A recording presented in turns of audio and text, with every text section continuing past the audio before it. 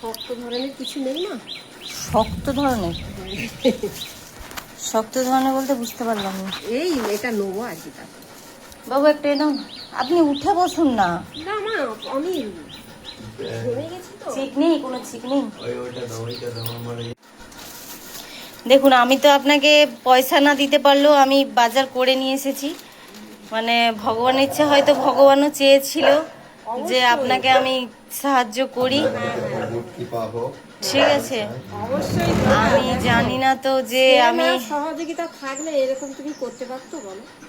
এই বাড়ি টাড়ি কি তোমার?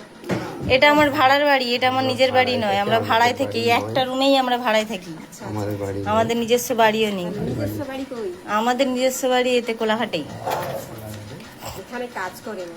হ্যাঁ, কাজ করে এখানে। ভগবানের, তবে আমি তার চরণ পাবো। ভগবানের জন্য ভগবানের জন্য যদি আপনি কিছু কারো কাছ থেকে সাহায্য চান, সেটা আপনার জন্য তোলা থাকবে। আর যে আপনাকে সাহায্য করবে তার জন্য ভগবান ঠিক তুলে রাখবে। দেখুন, আমি আপনাকে আজকে যে সাহায্যটা করলাম, আপনি কি আমার মানে সব নিয়ে নিচ্ছেন?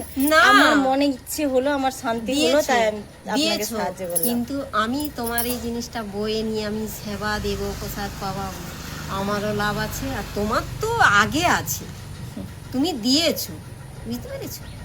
আসি মা, ভগবান করি তোর মঙ্গল করি মা।